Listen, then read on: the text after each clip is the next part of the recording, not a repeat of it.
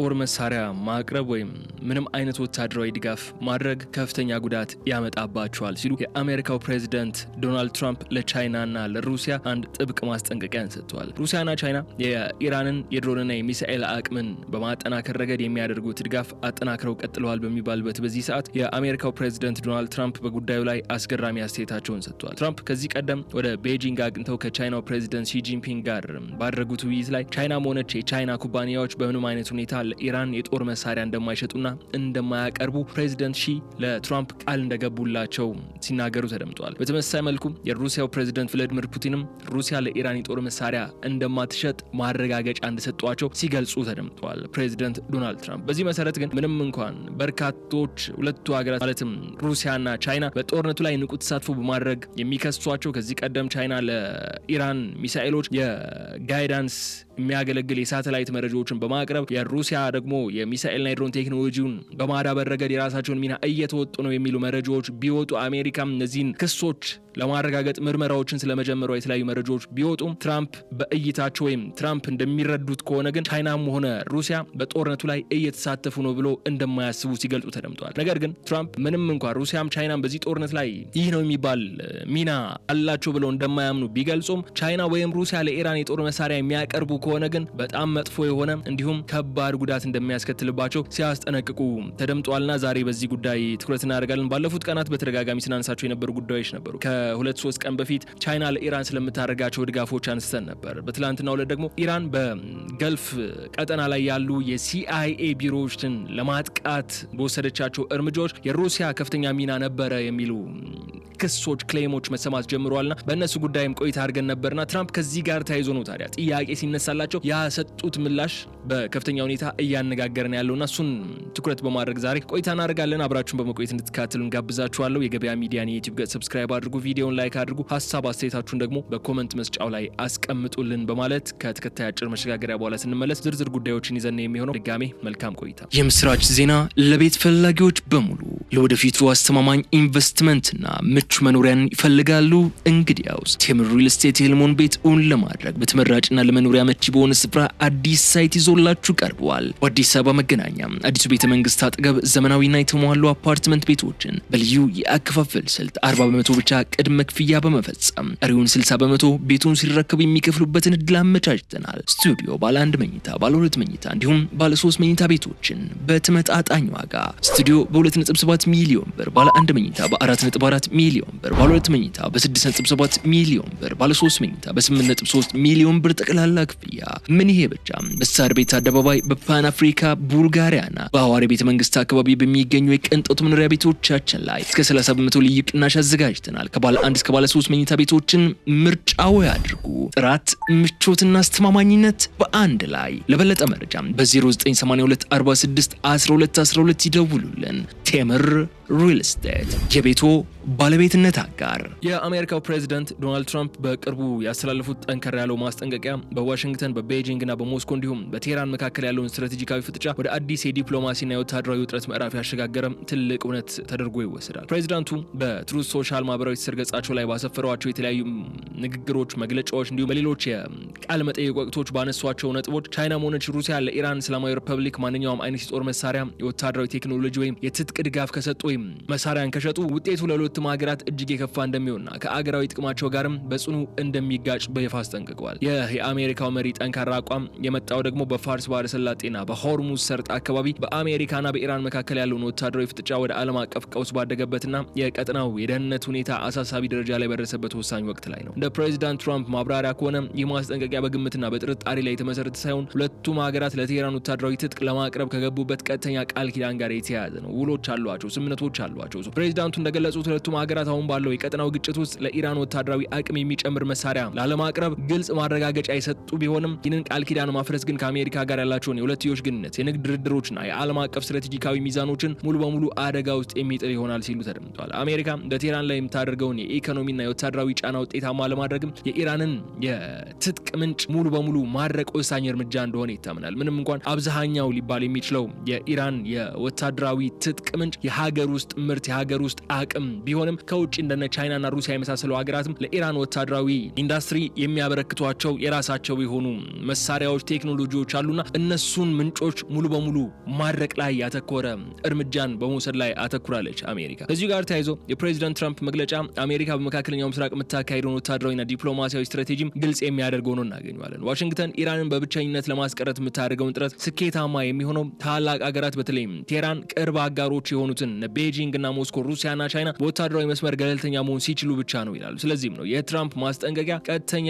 አዛዥነት ያለውና ሁለቱ ሀገራት ከኢራን ጋር የሚያደርጉት ወታደራዊ ትብብር ከፍተኛ ዋጋ ሊያስከፍላቸው የሚችል መሆኑን በማስገንዘብ ኢራንና በነዚያ ሀገራት በነ ሩሲያና ቻይና መካከል ሊኖር የሚችለውን ወታደራዊ የቴክኖሎጂ ሽግግር ገና ከመነሻው ለማቋረጥ የተቃኘ አጠቃላይ አቋም ሊይዙ የቻሉት ፕሬዚዳንት ዶናልድ ትራምፕ የአሜሪካው ፕሬዚዳንት በቅርቡ ባስተላለፉት መግለጫቸው የመልእክታቸው ከቻይናው ፕሬዚዳንት ሺ ጂንፒንግ ጋር በቤጂንግ ባደረጉት የሁለትዮሽ ስብሰባ ወቅት የተደረሱ ስትራቴጂካዊ መግባባቶችና የተሰጡ ዋስትናዎች በይፋ ሲናገሩ ተደምጠዋል። ለትራምፕ አገላለጽ ከሆነ ፕሬዚዳንት ሺ ጂንፒንግ በስብሰባው ወቅት ቻይና በማንኛውም ሁኔታ በምን አይነት መንገድና በምንም አይነት መመዘኛ ለኢራን እስላማዊት ሪፐብሊክ የጦር መሳሪያ፣ የትጥቅ ቴክኖሎጂ ወይም ወታደራዊ ቁሳቁሶችን አታቀርብም፣ አትሸጥምም የሚል ቀጥተኛና ግልጽ የሆነ ማረጋገጫ እንደሰጧቸው ተናግሯል። ይህ ከቤጂንግ ከፍተኛ አመራሮች የተሰጠው ዋስትና ደግሞ የመንግስትን ቀጥታ የጦር መሳሪያ ዝውውርና ይፋዊ ተቋማትን ድጋፍ ብቻ የሚመለከት ሳይሆን ሙሉ በሙሉ የቻይና የግልና የመንግስት የንግድ ኩባንያዎችን የቴክኖሎጂ አቅርቦት ሰንሰለቶችና የንዑስ ተቋማትን ጭምር የሚያካትት እንደሆነ ነው የተብራራው።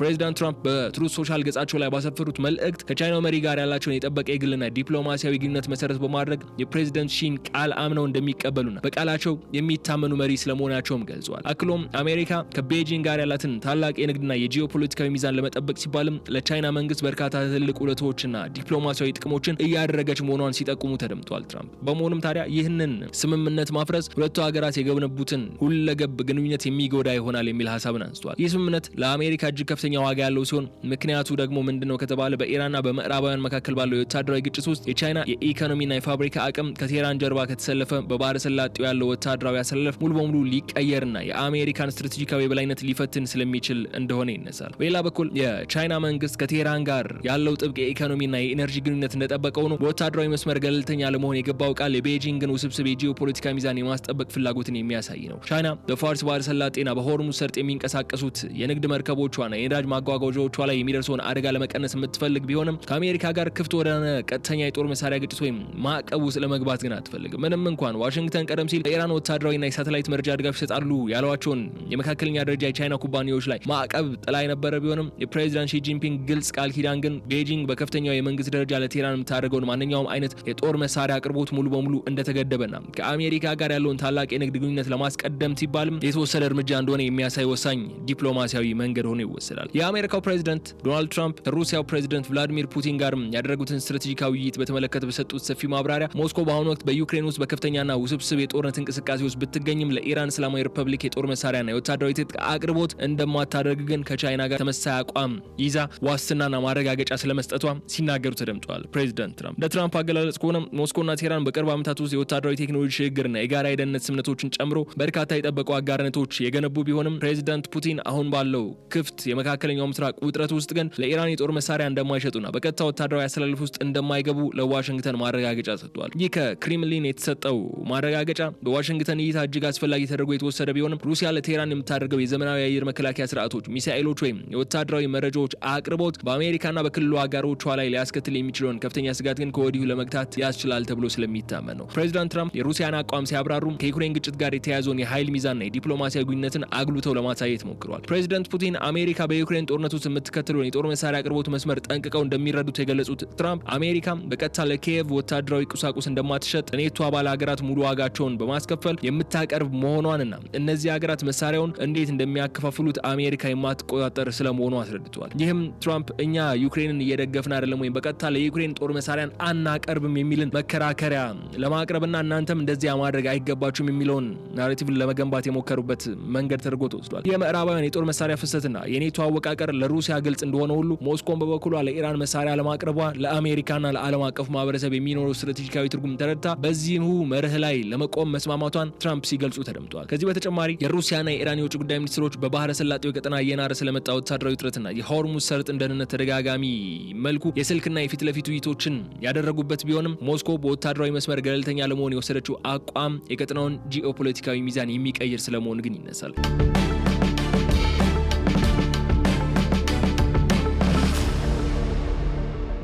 ሩሲያ በምዕራባውያን ማዕቀብና በዩክሬን ጦርነት ምክንያት የራሷን የጦር መሳሪያ ማኒፋክቸሪንግ አቅም ለራሷ ወታደራዊ ፍላጎት ለማዋል የምትገደድ በመሆኗ ለኢራን መጠነ ሰፊ የትጥቅ ድጋፍ ማድረግ በራስ አቅም ላይ የሚፈጥረውን ጫና ግምት ውስጥ የሚያስገባ ነው ይባላል።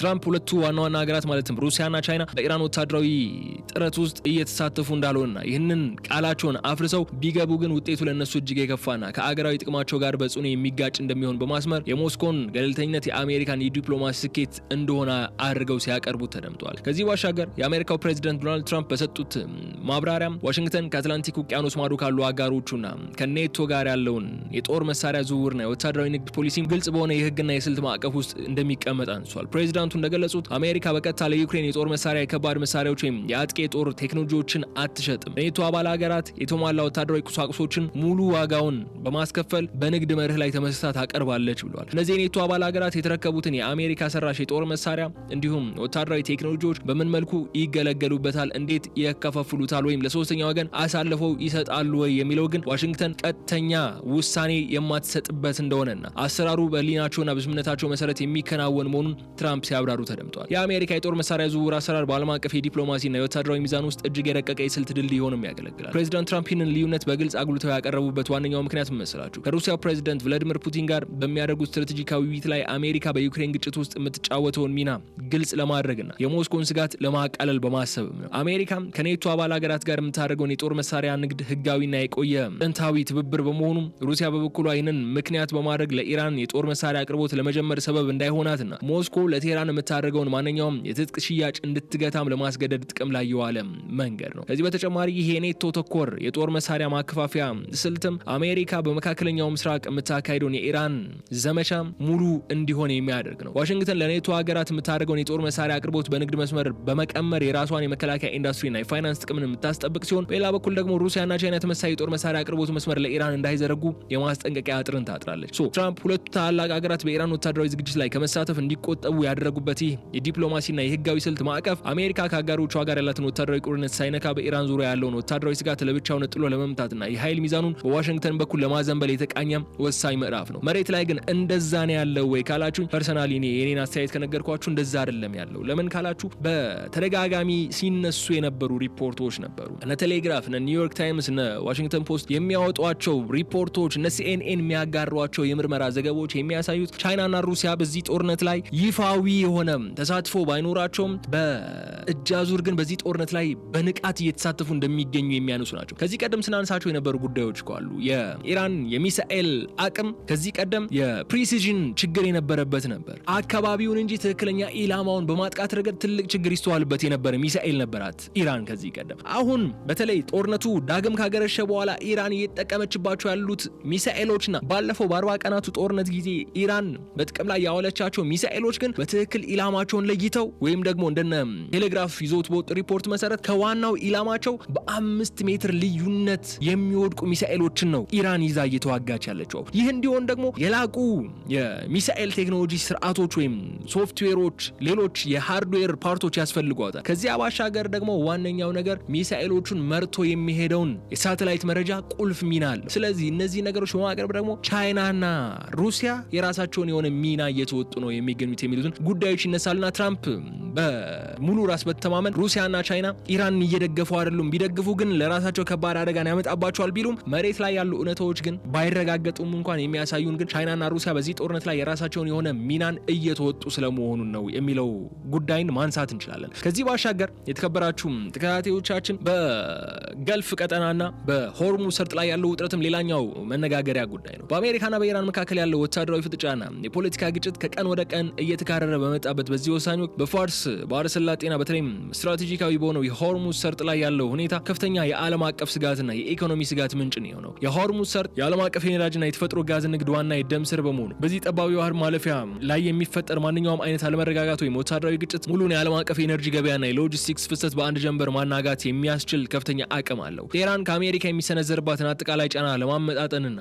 አጸፋዊ ምላሽ ለመስጠት ስትል በሆርሙዝ ሰርጥ በሚያልፉ ዓለም አቀፍ የንግድና የነዳጅ ጭነት መርከቦች ላይ ጥብቅ የአሰሳ የምዝገባና የባህር ላይ ቁጥጥር ደንቦችን መተግበር በመጀመሯ ምክንያት የዓለም አቀፍ መርከቦች እንቅስቃሴና የባህር ላይ ትራንስፖርት ከፍተኛ መስተዋጎልና መዘግየትን ገጥሞታል። ይህ በባህር መስመሩ ላይ የተደቀነው አደጋም የዓለም አቀፉ ማህበረሰብንና የቀጠናውን ሀገራት በፍጥነት ወደ ዲፕሎማሲያዊ ጥረት እንዲገቡም እያስገደዳቸው ነው ያለው። የኦማን ልዑካን ቡድን በቅርቡ አስቸኳይ ጉዞን በማድረግ ወደ ቴህራን ያቀና ሲሆን ቴህራን ከፍተኛ ባለስልጣናት ጋርም በሆርሙዝ ሰርጥ ላይ ስላለው የደህንነት ስጋትም የባህር ላይ ሰላማዊ ዝውውርን ስለማረጋገጥ ነው ወታደራዊ ግጭቶችን ለማስቀረት ስለሚቻልበት ሁኔታም ጥልቅ ውይይት ስለመደረጉ ተነስቷል። ኦማን በባህረ ሰላጤው ሀገራትና በኢራን መካከል የሚደረጉ ሚስጥራዊና ይፋዊ የዲፕሎማሲ ግንኙነቶች ዋነኛ አማላጅ አገናኝ በመሆኗ የኦማን ልዑካን ቡድን ወደ ቴህራን ማቅናቱ በክልሉ ያለውን ወታደራዊ ውጥረት ለማርገብ የተደረገው ወሳኝ እርምጃ እንደሆነ ይታመናል። ቴህራን በወሰደችው ጥብቅ የባህር ቁጥጥር ምክንያትም በርካታ ዓለም አቀፍ የንግድ ድርጅቶች የመርከቦቻቸውን አቅጣጫ ለመቀየርና ተጨማሪ የመድን ዋስትና ክፍያዎችንም ለመክፈል የተገደዱ ሲሆን ይህም በዓለም አቀፍ የነዳጅ ዋጋ ላይ ፈጣን ጭማሪ እንዲከተል አድርጓል። በሌላ በኩል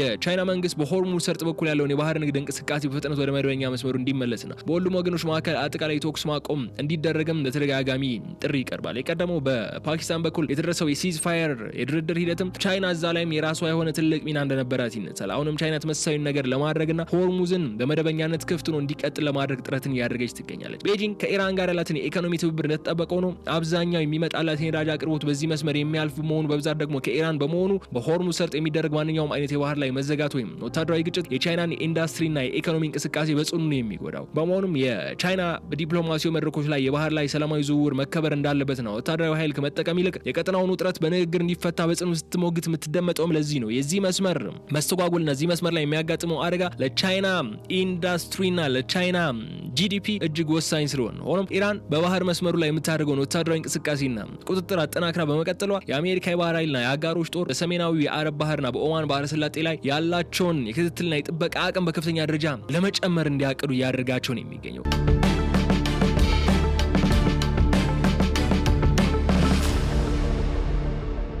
ከዚህ ባሻገር በአሜሪካና በኢራን መካከል የሚካሄደው ስትራቴጂካዊና ወታደራዊ ፍልሚያ በቴህራንና በዋሽንግተን ቀጥተኛ ግንኙነት ላይ ብቻ ተወስኖ ግን አልቀረም። የመካከለኛው ምስራቅን ቀጠና ሙሉ በሙሉ ወደ ሰፊ ወታደራዊ ግጭት ቀጠናነት የመቀየር ከፍተኛ ስጋትን ተደቅነውበታል። በተለይ በፋርስ ባህረ ሰላጤ ዙሪያ የሚገኙ ሀገራትና የምዕራባውያን አጋሮች አሁን ባለው ክፍት የጦርነት ሁኔታ ውስጥ በቀጥታም ሆነ በተዘዋዋሪ መንገድ መሳተፍ የሚጀምሩበት እድል መፈጠሩ የቀጠናው የደህንነት ሁኔታ እጅግ ውስብስብ እንዲሆን አድርጎታል። የተለያዩ ይፋዊና ስትራቴጂካዊ የዜና ምንጮች እንደሚያመላክቱት ከሆነ እንደ ባህሬንና ኩዌት ያሉ የባህረ ሰላጤው አረብ ሀገራት በኢራን የውስጥ ግዛትና ወታደራዊ ኢላማዎች ላይ ያተኮሩ የአየር ጥቃቶች ወይም እነሱም የተሳተፉባቸው ያጸፋ ወታደራዊ እርምጃዎች ስለመካሄዳቸው እየነገሩን ያሉ። ይህ ክስተት ከዚህ ቀደም ከነበሩት ስውርና የውክልና ጦርነቶች በተለየ መልኩ የክልሉ ሀገራት በቀጥታ በኢራን መሬት ላይ ወታደራዊ እርምጃ ለመውሰድ የደፈሩበት አዲስና አደገኛ የታሪክ ምዕራፍ ያበሰረ ነው። ከዚህ በፊት እንደምናውቀው የተባበሩት አረብ ኤምሬትስ በ40 ቀናቱ ጦርነት ጊዜ ከራሳቸው ምድር የተነሱ ራሳቸውን ችለው የፈጸሟቸው ጥቃቶች በኢራን ምድር ስለመከናወናቸው ሰምተን ነበር። አሁን ደግሞ እንደነ ባህሬንና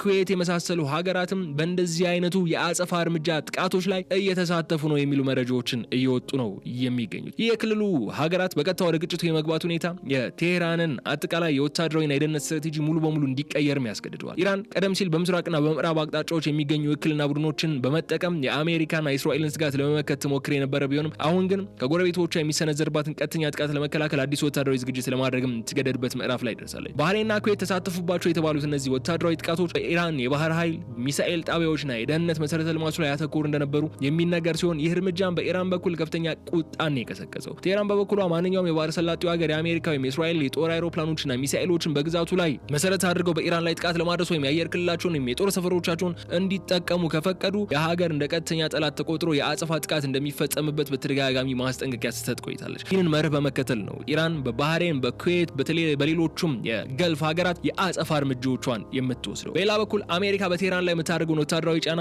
የአየር የበላይነትና የረጅም ርቀት የክትትል አቅም በከፍተኛ ደረጃ ለማጠናከር የሚያስችሏትን ስትራቴጂካዊ እርምጃዎችንም ትወስዳለች። ለዚህም ማረጋገጫ የሚሆነው ዋሽንግተን 14 ዘመናዊ የነዳጅ መሙያ የጦር አውሮፕላኖች ወይም ኤሪያል ሪፊሊንግ ኤርክራፍቶች በቀጥታ ወደ እስራኤል ወታደራዊ አየር ሰፈሮች ማስገባቷ ነው። ይህ ባለፈው ያነሳነው ጉዳይ ማለት ነው። ይህም በምዕራባውያንና በእስራኤል በኩል ትልቅ እና ሰፊ ወታደራዊ ጥቃት በኢራን ላይ ለመፈጸም ዝግጅት እየተደረገ መሆኑን የሚያሳይ ግልጽ ምልክት ተደርጎ የሚወሰድ ነው። እነዚህ አይሮፕላኖች እንዲሁም ሌሎች በቀጠናው ላይ የተመለከትናቸው ያለውን ነገሮች ይህ ጦርነት ከዚህ በኋላም በተባባሰ መልኩ ሊቀጥል የሚችልበት እድል ስለመኖሩ ነው የሚያሳየን። ይህ ጦርነት በዚህ መልኩ ተባብሶ ሲቀጥል ደግሞ እንደነ ቻይናና ሩሲያ የመሳሰሉ ሀገራት ከዚህ ጦርነት እጃቸውን እንዲሰበስቡ ለኢራን የሚያደርጉት ምንም አይነት ድጋፍ እንዲገድቡና በምንም አይነት መልኩ በዚህ ጦርነት ላይ እንዳይሳተፉ በማድረግ አሜሪካ ጦርነቱ ሌላ መልክ እንዳይይዝ ለማድረግ ትፈልጋለች። የቻይና የዲፕሎማሲ ሚዛንና የኢራን የድጋፍ ወሰን እስከምን ድረስ ነው የሚለውን ጉዳይ ከዚህ ጋር አያይዘን መመልከት አለብን። የቻይና ሪፐብሊክ በመካከለኛው ምስራቅ ባለው ከፍተኛ ወታደራዊ ውጥረትና በአሜሪካ ኢራን ግጭት ውስጥ የምትከተለው የውጭ ፖሊሲ እጅግ ውስብስብ፣ በጥንቃቄ የተሰላና የረጅም ጊዜ ስትራቴጂካዊ ጥቅሞችን መሰረት ያደረገ ነው። ቤጂንግ ከአሜሪካ ጋር ያላትን ግዙፍ የሁለትዮሽ የንግድ ልውውጥ፣ የዓለም አቀፍ የፋይናንስ ቁርኝነትና የቴክኖሎጂ ፍሰት አደጋ ላይ ላለመጣል ስትል ለኢራን እስላማዊት ሪፐብሊክ የጦር መሳሪያ፣ የወታደራዊ ቴክኖሎጂ ወይም የትጥቅ አቅርቦት እንደማታደርግ ለአሜሪካው ፕሬዚዳንት ዶናልድ ትራምፕ ማረጋገጫ ብትሰጥም የአቋሟ ግን ከቴህራን ጋር ያላትን ታሪካዊ ዲፕሎማሲያዊና የኢኮኖሚ ግንኙነትን ሙሉ በሙሉ ጥላለች ማለት አይደለም። ቻይና በወታደራዊ መስመር ቀይ መስመር በማስመር የጦር መሳሪያ አቅርቦትን ገትቻለሁ ብትልም በጂኦፖለቲካዊ በዲፕሎማሲያዊና በፖለቲካዊ መድረኮች ግን የቴህራንን አስፈላጊ አጋር ሆና ለመቀጠልና የአሜሪካን የአንድ ወገን የበላይነት ለመፎካከር የምታደርገውን ጥረትም አጠናክራ ትቀጥላለች። ከዚያ ባሻገርም ግን ነው በወታደራዊ ረገድም ቀጥተኛ የሆነ ድጋፍን አታደርግም ተብላ ብትነሳም ቻይና በተዘዋዋሪ ግን ድጋፎችን ታደርጋለች። ለምሳሌ ከዚህ በፊት ሲነሳ የነበረው ጉዳይ ምንድነው? እነዚህ ሁለት ጥቅም ያላቸው ሃርድዌሮች አሉ። ለሲቪል ድሮንም የሚያገለግሉ ለወታደራዊ ድሮንም የሚያገለግሉ የኮምፒውተር ቺፖችን የመሳሰሉ እቃዎችን ለኢራን በማቅረብ ትሰራለች ይባላል ቻይና። ከዚያ ባሻገር ደግሞ የላቁ ሪል ታይም ዳታን የሚያሳዩ የሳተላይት ምስሎችንም ለኢራን ታቀብላለች ይባላል። ሩሲያም በተመሳሳይ ሩሲያ ጭራሽ ድሮኖችም ሳይቀር ወደ ኢራን ልካለች የሚሉ ጉዳዮች ሲነሱባት ነበርና ምንም እንኳን መሬት ላይ እኛ ከነሱ ጋር ምንም አይነት ወታደራዊ ግንኙነት የለንም፣ ኢኮኖሚያዊና ዲፕሎማሲያዊ ድጋፍ ብቻ ነው ያለን የሚሉ ጉዳዮች ቢነሱ መሬት ላይ ያሉት ነገሮች ግን እነሱን አያሳዩም። በዲፕሎማሲው ረገድ ግን በጣም የላቀ የሆነ ድጋፍ ነው ያለው። በቅርቡ በሻንጋይ ትብብር ድርጅት ወይም ኤስሲኦ ስብሰባ ላይ ጎን ለጎን የቻይና የውጭ ጉዳይ ሚኒስትር ዋንጊውና የኢራኑ የውጭ ጉዳይ ሚኒስትር አባስ አራግቺ ያደረጉት ከፍተኛ የሁለትዮሽ ውይይት የዚህ የዲፕሎማሲያዊ ሚዛን ማረጋገጫ ተደርጎ የሚነሳ ነው። በስብሰባው ወቅት ቤጂንግ የኢራንን ሀገራዊ ሉዓላዊነት፣ የህዝቧን ደህንነትና የግዛት አንድነትን የመጠበቅ መብት ሙሉ በሙሉ እንደምትደግፍ ገልጻ ቴህራን አሁን ያለውን ቀውስ በዲፕሎማሲያዊ መስመርና በፖለቲካዊ ንግግሮች ለመፍታት የምታሳየውን ፈቃደኝነትና ጥረትም እንደምትደግፈው አረጋግጣለች።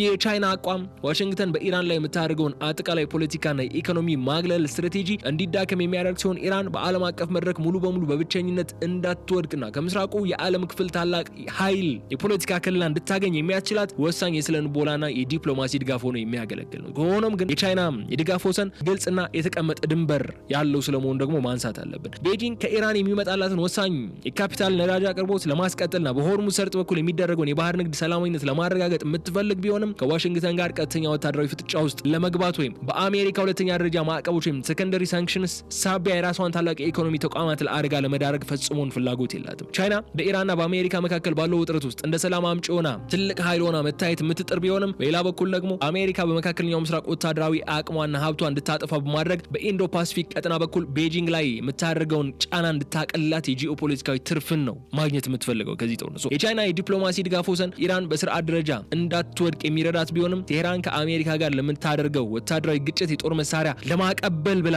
የምትጠብቃት ሀገር ግን አይደለችም። ለምን ከተባለ ኢራኖች ሜንሊ በራሳቸው የሀገር ውስጥ አቅምን ነው የሚመኩትም የሚያመርቱትም። ግን ደግሞ ለዚህ የሀገር ውስጥ አቅም የሚያስፈልጋቸውን ጥቃቅን ነገሮች ከነ ቻይናም ከነ ሩሲያ መውሰዳቸው ግን የሚቀር ነገር አይደለም። ምንም እንኳን ትራምፕ እንደዛ ያደርጉም ብለው ለመካድ ቢሞክሩ ማለት ነው። ስናጠቃለው ግን የተከበራችሁ የገበያ ሚዲያ ተከታዮቻችን በአጠቃላይ የአሜሪካው ፕሬዚዳንት ዶናልድ ትራምፕ በቻይናና በሩሲያ ላይ ያቀረቡት ጠንከር ያለው ማስጠንቀቂያ እንዲሁም ከሁለት ሀገራት መሪዎች አገኘሁት የሚሉት የጦር መሳሪያ ለኢራን ያለማቅረብ ቃል በመካከለኛው ምስራቅ ብቻ ሳይሆን በመላው ዓለም የኃይል ሚዛን ላይ እጅግ ዘላቂና የጠበቀ የጂኦፖለቲካዊ አንድምታን የሚያሳድር ክስተት ነው። ዋሽንግተን ኢራንን በወታደራዊና በኢኮኖሚያዊ መስመር ሙሉ በሙሉ ነጥሎ የመምታትና የመጫን ስትራቴጂዋ ስኬታማ ሊሆን የሚችለው እነዚህ ሁለቱ ታላቅ ሀገራት ተፎካካሪዎቿ ማለትም ቤጂንግና ሞስኮ በቴህራን ጀርባ በመቆም ወታደራዊ ቴክኖሎጂና የትጥቅ አቅርቦት ካላደረጉ ብቻ እንደሆነ ጠንቅቃ ታውቃለች። ሁለቱ ሀገራት ለቴህራን የጦር መሳሪያ ላለማቅረብ የገቡት ቃል ጠብቀው ከቀጠሉ የኢራን እስላማዊት ሪፐብሊክ ከአሜሪካ ከእስራኤልና ከባህረ ሰላጤው ሀገሮች ጋር የሚኖረው ፍጥጫና የሚሰነዘርባትን ከፍተኛ ወታደራዊና ዲፕሎማሲያዊ ጫና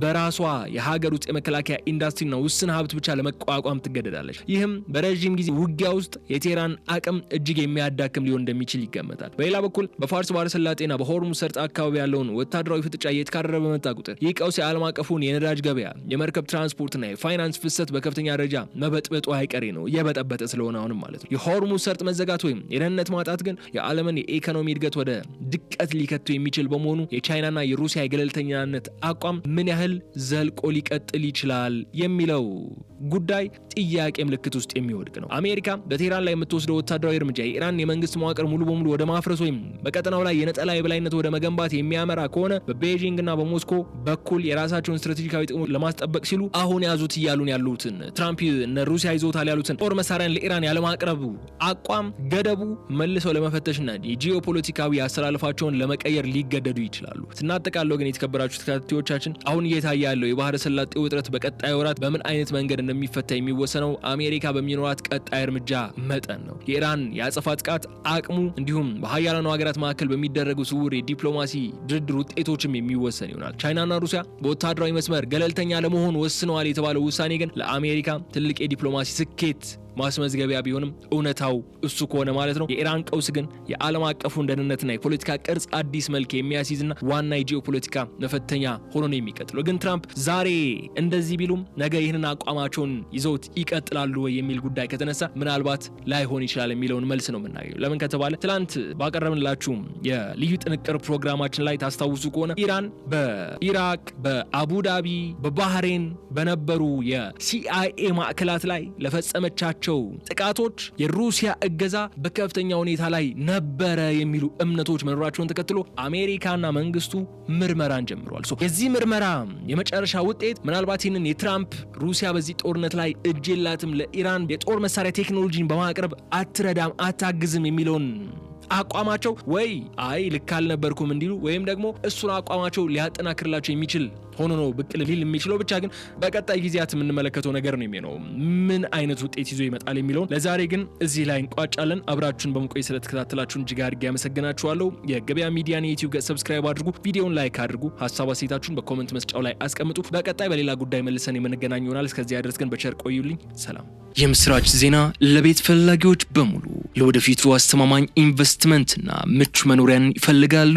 እንግዲያውስ ቴምር ሪል ስቴት የህልሞን ቤት እውን ለማድረግ በተመራጭና ለመኖሪያ መቺ በሆነ ስፍራ አዲስ ሳይት ይዞላችሁ ቀርበዋል። በአዲስ አበባ መገናኛ አዲሱ ቤተ መንግስት አጠገብ ዘመናዊና የተሟሉ አፓርትመንት ቤቶችን በልዩ የአከፋፈል ስልት 40% ብቻ ቅድመ ክፍያ በመፈጸም ቀሪውን 60% ቤቱን ሲረከቡ የሚከፍሉበትን እድል አመቻችተናል። ስቱዲዮ ባለ 1 መኝታ፣ ባለ 2 መኝታ እንዲሁም ባለ 3 መኝታ ቤቶችን በተመጣጣኝ ዋጋ ስቱዲዮ በ2.7 ሚሊዮን ብር፣ ባለ 1 መኝታ በ4.4 ሚሊዮን ብር፣ ባለ 2 መኝታ በ6.7 ሚሊዮን ብር፣ ባለ 3 መኝታ በ8.3 ሚሊዮን ብር ጠቅላላ ክፍያ።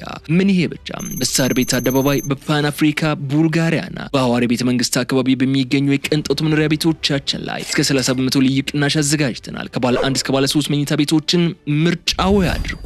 ጥራት፣ ምቾትና አስተማማኝነት በአንድ ላይ። ለበለጠ መረጃ በ0982 46 12 12 ይደውሉልን። ቴምር ሪል ስቴት የቤቶ ባለቤትነት አጋር